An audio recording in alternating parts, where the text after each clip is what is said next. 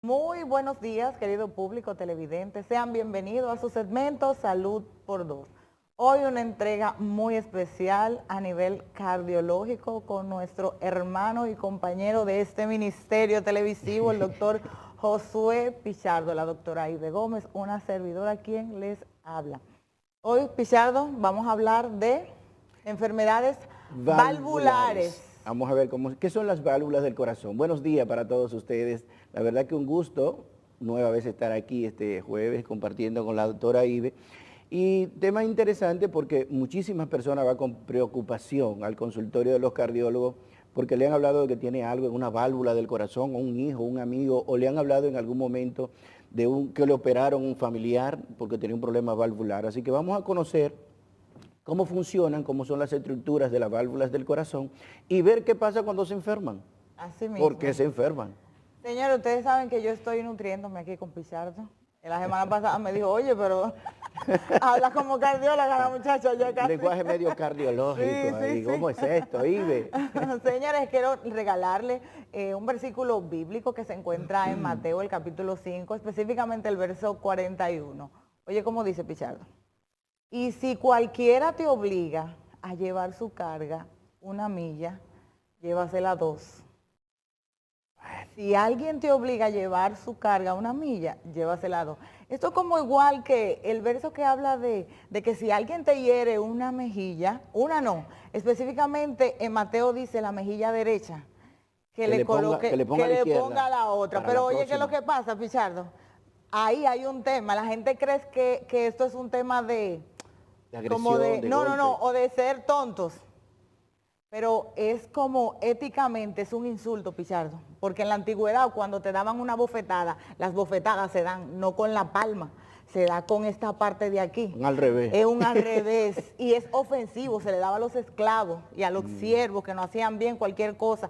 Entonces habría que dar, para yo darte una bofetada en tu mejilla derecha, tengo que hacerla con esta mano, con la derecha y con esta parte de aquí. Entonces es un al revés. Ahora, si yo te pego con la palma, no es una corrección, es una agresión física. Entonces, cuando tú me pones cuando yo te doy, ¿verdad?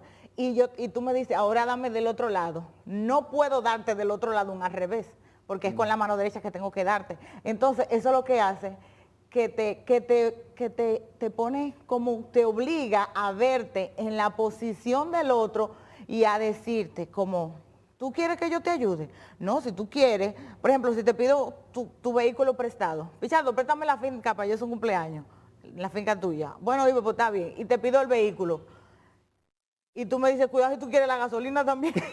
Es como Yo que te diría, cuando ¿quieres la nosotros, gasolina sí, también, tú Ibe? sabes, o que te compre el bizcocho. Es como Sí, poner a la persona y hacerlo. Porque cuando tú se lo haces y me da la gasolina y me compra el bizcocho, tú me estás diciendo, si yo tengo 2 dedos de entendimiento, ¿qué me voy a decir? O sea, estoy abusando.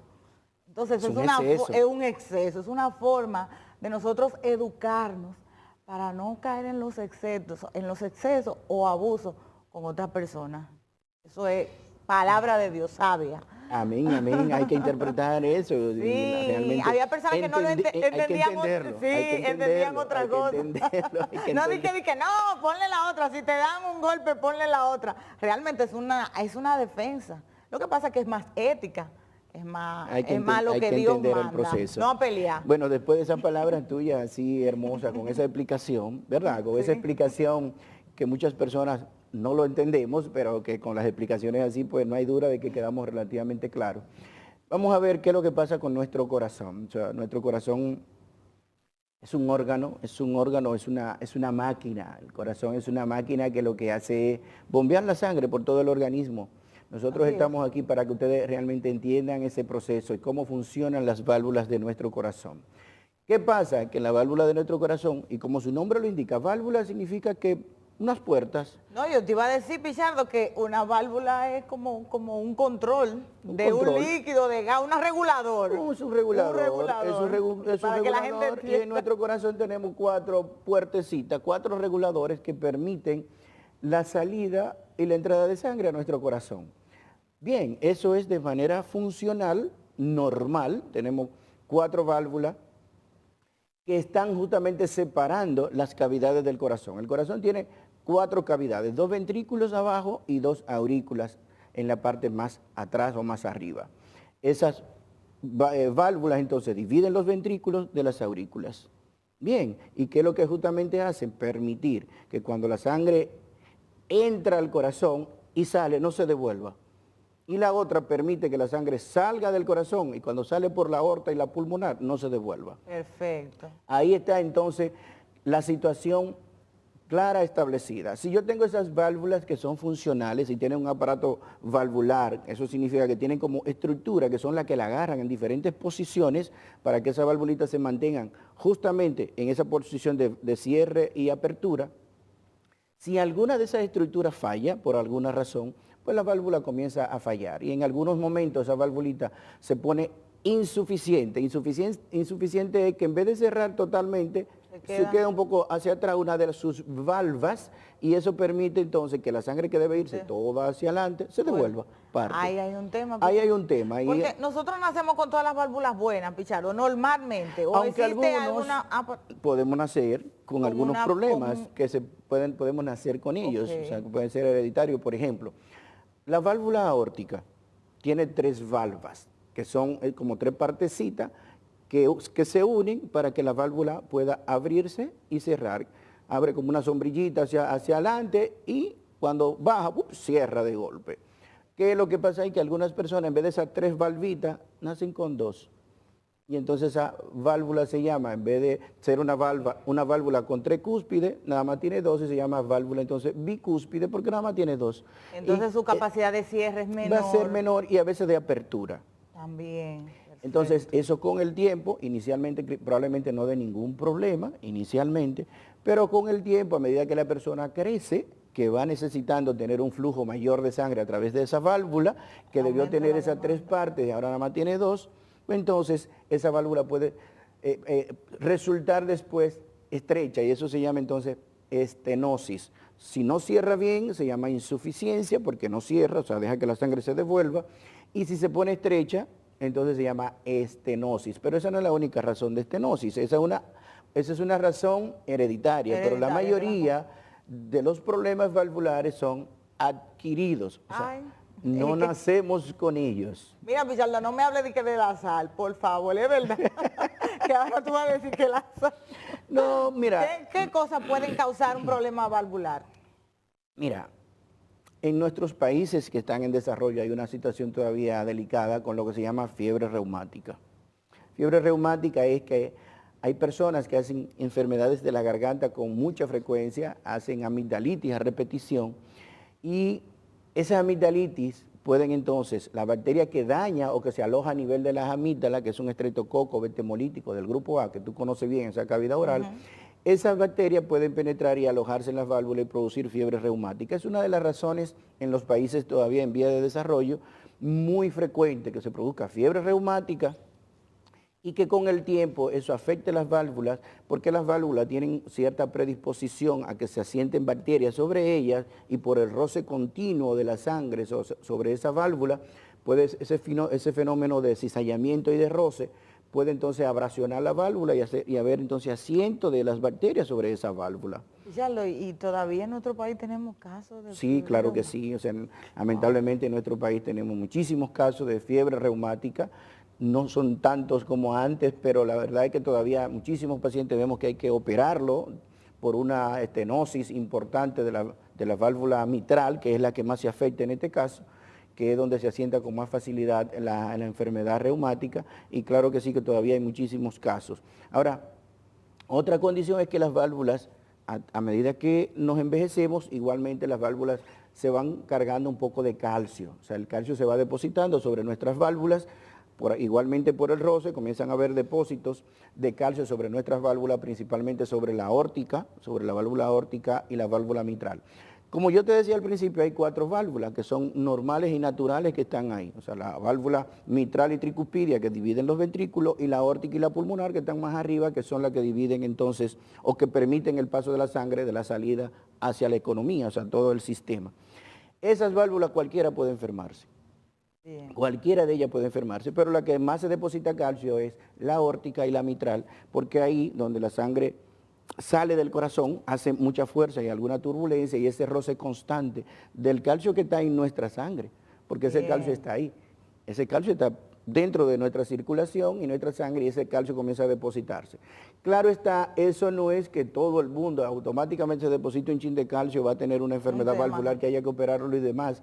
Y aprovecho para explicarle ahí a los pacientes, porque muchos pacientes van, que le hacen un ecocardiograma y que lamentablemente se desesperan y buscan el reporte del eco. Te digo eso porque esta misma semana tuve como 2 casos de señoras que fueron asustadas. Doctor, ya estoy lista. Vi ese eco y ahí dice de todo. Si ella me está viendo, va a saber, mi querida. Doctor, y es que, mire, eso dice que tengo esto, que tengo lo otro, que tengo... Porque hay una condición que se llama esclerosis mitroaórtica. Esclerosis es que ese poquito de calcio se esclerosa la válvula y ese poquito de calcio que se produce ahí se nota y los ecocardiografistas lo describen, pero no significa obligatoriamente que ya su válvula, que ya no estoy para nada, que me dañé, que ya tengo el corazón desbaratado. Entonces a veces leen esos pequeños detalles, bien, y la persona se asusta de manera, a veces sin razón, porque cuando uno lo ve le dice, mi querida, pero no, espérese, tranquila, que todo el que tiene 50, 60 años, ya pues tiene unos depósitos ahí de calcio. Algunos toquecitos ahí de calcio que van produciendo esa esclerosis valvular. Tú sabes que tú mencionas, Pichardo, cuando le dices al paciente, tranquilo, y de verdad es algo de lo cual admiro de ti, públicamente te lo digo, porque a veces cuando la gente va a una consulta, y esto va, yo creo que en la forma del profesional. Yo creo que no importa lo que el paciente tenga, vamos a ver cómo se lo comunicamos y vamos a presentarle las alternativas que tiene. Porque yo he visto pacientes, Pichardo, que salen de consultorio peores que como entraron, con una depresión encima por un diagnóstico que quizás no sea tan nefasto y que uno pudiera, bueno, mira, tenemos tal cosa, vamos a hacer esto, y que uno se puede echar para adelante bien, tú sabes. Eso es interesante, Ibe, porque mira, y ojalá que nuestros colegas médicos, no solo cardiólogos, sino de todas las especialidades, a veces seamos cautos. Hasta el dentista, Pichardo. Sí, a veces seamos cautos al momento de dar esas informaciones, porque tú estás marcando una persona con una información que dependiendo cómo esa persona maneje su estado emocional, incluso tú vas a producir una situación que puede ser hasta delicada y peligrosa. Entonces, a veces hay diagnósticos que aunque sean muy ominosos, aunque sean muy delicados, uno tiene que manejarlo con la precaución debida. No mentirle al paciente, yo no estoy diciendo eso, ni ocultarle la verdad al paciente, no estoy diciendo eso. Ahora, hay forma de usted explicarle y siempre diciéndole que si existe una solución hay que buscarla. Y de hecho, tengo de costumbre de que nunca le doy un diagnóstico que sea delicado a un paciente solo. O sea, un paciente debe ir acompañado, tiene que ir con su el esposo o el hijo. Su esposa, su hijo. Si es qué sé yo, la señora mayor, mire, tráigame 2 de sus hijos para explicarle. De hecho, hace también recientemente un paciente que había que operarle por obligación, porque tenía un asunto de una colecistitis litiásica que estaba dándole dolor. Y yo, pero mire, usted tiene una condición cardiovascular porque tiene un electro que tiene cambios de importancia y tiene un eco que tiene alguna condición. Por lo tanto, tiene que venir con otra persona y yo explicarle adecuadamente qué vamos a hacer con esto primero. Pero hay una solución, o sea, siempre existe. Entonces, las enfermedades valvulares realmente a veces asustan, o sea, no el médico asusta, sino que per se asustan a los pacientes. Porque usted le dice, usted tiene un soplo. No, ya. Usted tiene un soplo, ya usted está, wow, tengo un soplo, me está pasando algo que no es normal, y realmente no es normal. Los soplos no son normales, excepto en niños pequeños, cuando nacen pueden haber soplos inocentes. Y en algunas personas, realmente embarazadas o que tengan anemia, pueden haber soplitos funcionales que van a mejorar y van a desaparecer. Pero si hay una condición valvular patológica, o sea, una condición patológica significa ya una condición mala que se salió de lo normal. Si hay una condición de ese tipo, tenemos que ser capaces de explicarle, mire, usted tiene un soplo producido por esto, por esto, por esto, por esto, pero todavía usted lo que tiene es una insuficiencia leve, que a veces una insuficiencia leve sopla muchísimo, y a veces la persona, escuché un soplo, y a veces esa insuficiencia es tan leve que no amerita todavía una toma de conducta. ¿Tú entiendes? Entonces, a veces no sopla casi nada, y es porque está tan estrecha, porque ya se tapó casi totalmente la válvula y no sopla, o sea, el médico, Sí, pero ahí, yo no lo ahí escucho, entonces ahí entra también el juicio clínico, la experiencia del profesional. médico, que cuando Claro, evalúa adecuadamente hay otros claro. hallazgos, porque parte de esta situación es que a veces también no le producen síntomas al paciente. A veces las enfermedades valvulares se diagnostican cuando el paciente va al doctor, lo evalúa y escucha un soplo y espérese, usted tiene algo aquí que si conozco al paciente y lo escucho de nuevo, o sea, no había escuchado nunca esto, y mire, usted apareció algo aquí que tenemos que investigar. O personas que van por primera vez a un médico y aparece el hallazgo, porque a veces no tienen realmente muchos síntomas. Hay personas que tienen una insuficiencia valvular o tienen una estenosis, que su primer síntoma es un síncope, es una pérdida de conocimiento abrupta. Porque si usted tiene una estenosis importante, ¿qué va a pasar? No, En un momento dado que usted haga algún esfuerzo físico. Mira, y mira cómo se encajan las cosas. Ahí viene lo que hablábamos el jueves pasado, del asunto de hacer grandes esfuerzos físicos, de someterse a un entrenamiento agresivo sin tú conocer tu anatomía funcional cardiovascular. A veces hay personas que tienen una estenosis importante, pero no lo saben. Comienzan a hacer una actividad física intensa y tú sabes qué va a pasar. Inmediatamente ese corazón comienza a demandar y no puede sacar la sangre porque está estrecha la válvula. ¿Qué va a pasar? El cerebro se queda sin sangre. Y lo primero que va a pasar es, boom, una pérdida de conocimiento súbita y puede hasta una muerte. Una muerte súbita. Yo te iba a hablar de un ACV.